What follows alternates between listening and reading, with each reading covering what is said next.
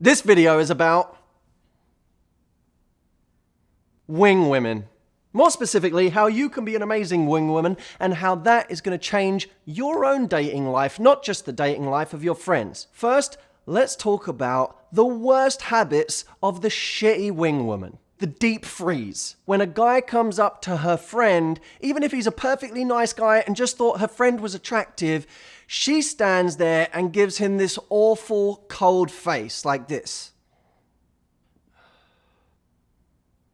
She gives him this frosty look, like he's already done something wrong. The look is like, what's your agenda? What do you want? Why are you talking to me and my friend when me and my friend are having our own night here? Her friend might actually want to talk to this guy. Her friend might be lonely. Her friend might be trying to fix her love life. And yet she is disrupting it from the moment a guy comes over. Second bad wing woman move, the Houdini. This is when a guy is talking to her friend and they're having a good time, and instead of trying to be part of it or get involved or maybe even talk to his friends so that it takes some pressure off of him and her, she just fades away.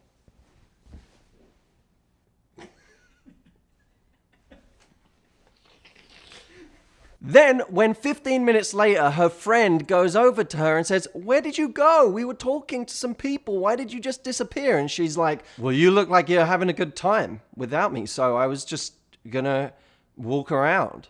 I was just gonna get a drink." Basically, it's passive-aggressive.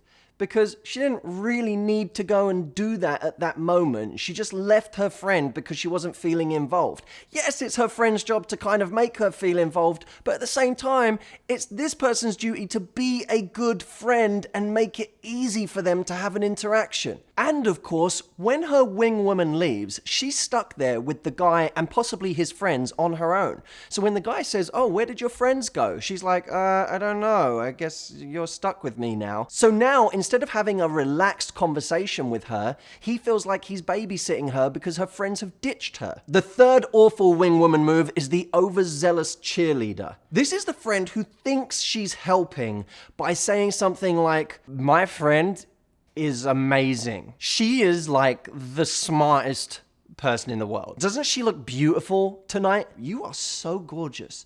Like, she's gorgeous, isn't she? Oh my, she just graduated from law school." This isn't helping her friend. All it's doing is overplaying her hand for her. She was getting to play it cool and be like, maybe I like him, maybe I don't. I'm not going to let on too much right now. I'm just going to be chill. When she comes in as her wing woman and starts ranting about how good her friend is to the guy, all of a sudden it makes it seem like she really wants to be with the guy and she needs someone to vouch for her. Don't rid your friend of the ability to play it cool for herself. Number 4, the bodyguard. This is the overprotective friend who shows her protection for her friend in overly aggressive ways. So she'll say to the guy, "You better be nice to my friend. You better be good to her, or you'll be talking to me." And all of a sudden, he's like, I didn't know I was going into war.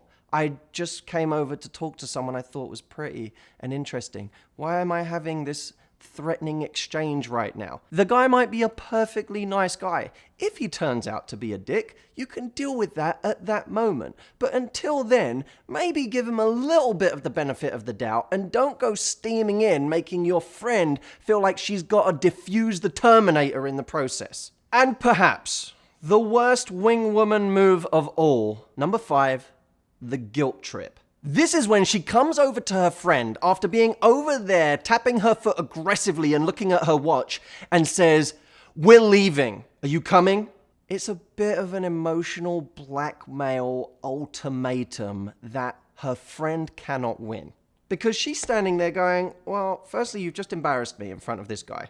Because you've come over kind of angry and aggressive and told me you're leaving. You've given me no choice but to talk about whatever I'm feeling right now publicly in front of this person. A much more thoughtful, generous thing to do is to take your friend to one side. You could say to the guy, "Can I borrow her for a minute? Thank you." You take your friend to one side and you say, "Okay, listen, I'm getting really tired.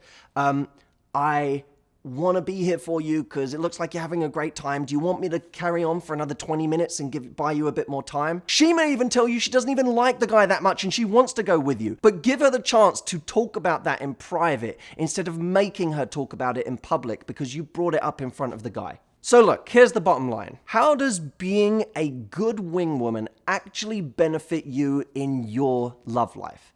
It should be enough, obviously, that it makes us a better friend, that it makes us a kinder person, that it makes us someone who makes social interaction easier for our friends, especially if, hey, they're looking for love and they just might have found a potential in someone who's talking to them.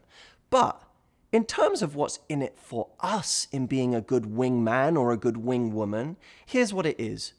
Good energy always wins at the end of the day. Because your friend starts talking to a guy and you're like, oh, cool, she's talking to someone, you're nice to the guy, he's more likely to introduce you to someone else in his group. Or just that good energy you're feeling now anyway allows you to feel like you can go and talk to someone else at the same time. We have to play the long game when it comes to energy. Someone can be immediately attracted to somebody, and I understand if you go out with a certain friend that always gets tons of attention, that can be a little frustrating. It can even hurt because you don't feel like the attractive one in the group. You feel like it's always my friend that gets it, and that annoys me because at the end of the day, I want to feel attractive too.